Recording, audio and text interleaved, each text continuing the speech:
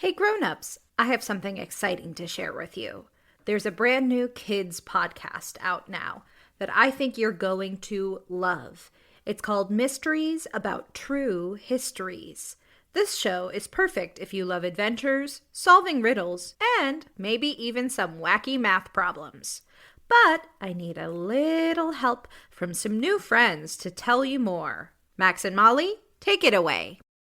From the creators of Who Smarted, Starglow Media, comes a brand new podcast called Mysteries About True Histories. Does that sound serious enough? Max, we only have 30 seconds for this promo. Just tell them how your mysterious aunt recruited us into a secret order of problem solvers who travel time and have epic adventures. I don't have to. You just did. Catch new episodes of Mysteries About True Histories every Thursday on Apple Podcasts or wherever you listen to podcasts. Hey, Tailblazers, I'm Rebecca Cunningham, and this is Girl Tales, a kids' podcast of feminist stories for a new generation. Before we get started, I'd like to wish a very happy birthday to Rory in Ottawa, and send a very special shout-out to Sequoia in Berkeley, California. Rory and Sequoia, thank you so much for listening to Girl Tales. Grownups, if you would like to hear your child's name at the top of our next tale, head to patreon.com/girltales and donate today. Now on to our episode. This is Hermes and their magical shoes. Enjoy! I'd like to tell you about a friend of mine. Their name is Hermes. Hermes is our local mail person here in Freshwater, but they don't deliver the mail by car, or train, or by horse for that matter.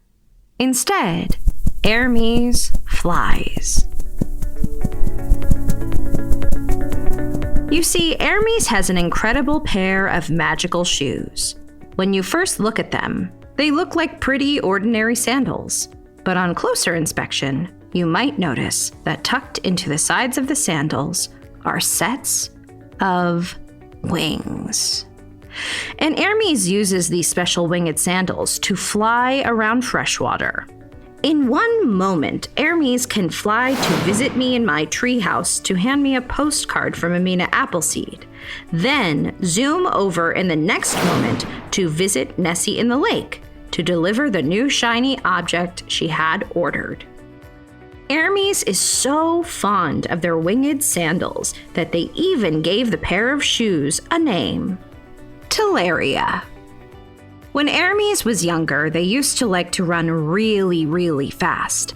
They would speed through Freshwater, their feet almost a blur, they were running so quickly, kicking up dirt and dust behind them with every footstep.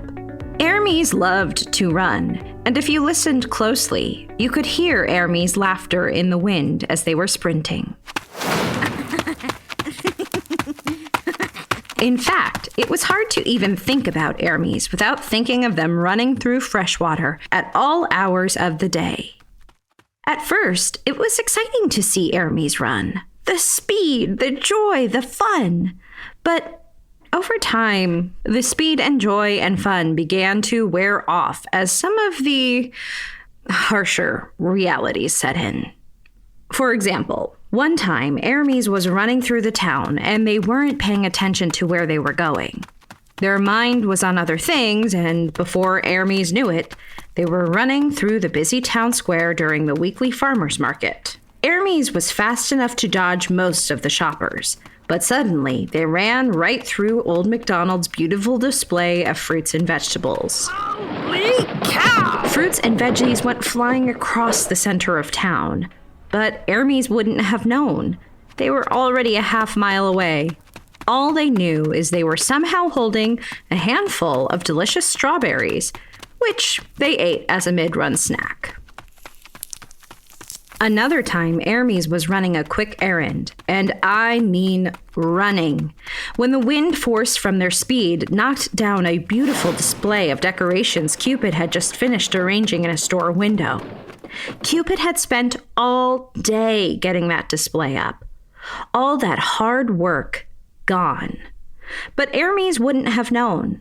By the time Cupid was cleaning up, Hermes was back home, taking off their running shoes and settling down for the day. And one time, Hermes was going on what they considered to be a light jog. They laced up their favorite running sneakers and noticed that it had started to drizzle. They set off from their house, figuring that the rain might make their run a little muddy, but no matter. It would probably clear up soon. Off they ran, past the woods and the apple orchard, past the school and by the lake, barely noticing that the rain was picking up. At this point, Hermes was pretty far from home when they noticed that the rain was showing no signs of letting up. So they decided to run back home as fast as they could and take the shortcut through the center of town to get back even faster. The rain was coming down in sheets, and the path home was more muddy than Hermes imagined. Still, Hermes pressed on, barely noticing that every step they took kicked big splashes of mud up behind them. Hermes may not have noticed, but let me tell you that mud went everywhere.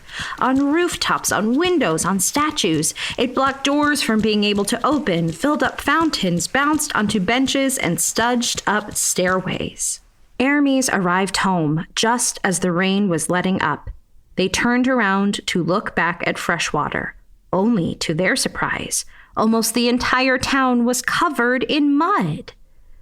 Through the piles of mud, Hermes could hear the residents of Freshwater groaning. What on earth? How did mud get all over my house? Goodness, so much mud everywhere. Terrible. So much. I've done it this time, Hermes thought. But I think I know how to make this right. Hermes ran back to the center of Freshwater. Don't worry, Hermes yelled to anyone who could hear. I got us into this mess, but I'll get us out. And with that, Hermes ran out of town. Don't worry, Hermes wasn't running away. Instead, they were running to meet their friend Hephaestus, who was in a neighboring town with a touring crafts fair. You see, Hephaestus was an incredible craftsman and blacksmith, and Hermes thought perhaps he could make them a giant shovel to clear out the mud, or a very tall ladder to reach the mud up on the rooftops. Hermes arrived at the craft fair and found Hephaestus already at his booth crafting away. Hephaestus listened to Hermes' story about how they loved to run fast, but how being so earthbound had caused them trouble. Hermes asked if he could make something for them that could help them with their problem. Hephaestus' face lit up with delight, and he immediately set off to work. Sparks began to fly from his station. I wonder what he's making, Hermes thought. Is it a ladder? Is it a shovel? Hephaestus continued to work when Hermes realized he was working on something rather small. They looked closer and saw strips of leather and heard the sounds of a sewing machine. I wonder how something that small and sewn together will be able to help me with such a big problem, thought Hermes. Soon Hephaestus was done. He turned around from his workstation holding a beautiful pair of leather sandals. Hermes was confused. How could a pair of shoes help them clean the town? They picked up the sandals and held them up. That's when the shoes began to move.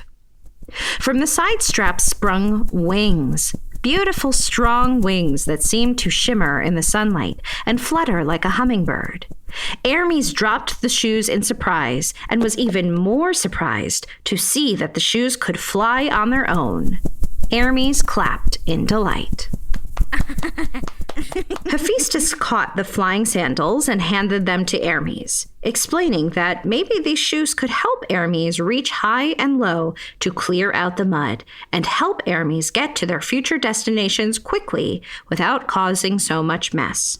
Hermes put on the shoes gratefully and set off back towards Freshwater.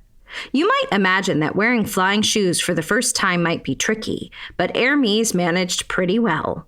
Within a few steps, Hermes realized that they were running, but in the air. As they ran home, they practiced flying high and low, fast and slow.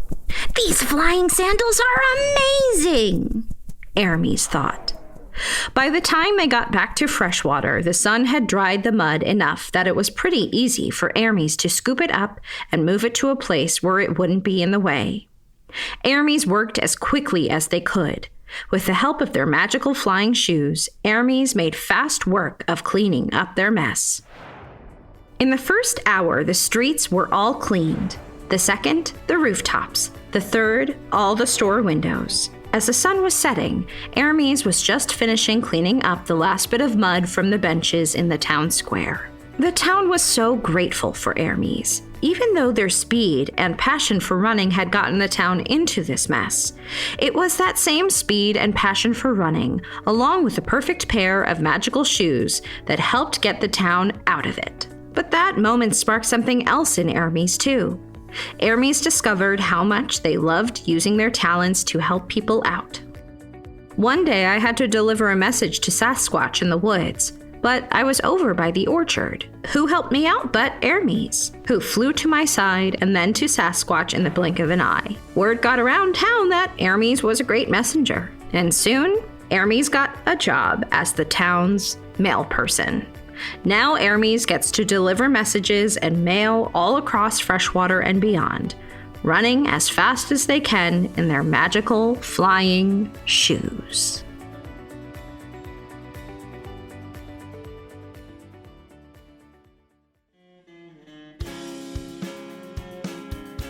That was Hermes and Their Magical Shoes by Megan Bagala.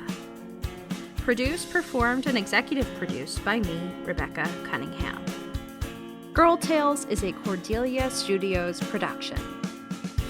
Don't forget to subscribe, rate, and review wherever you get your podcasts. And Grownups, you can follow us on Facebook and Instagram. Thank you for listening, and remember, I believe in you.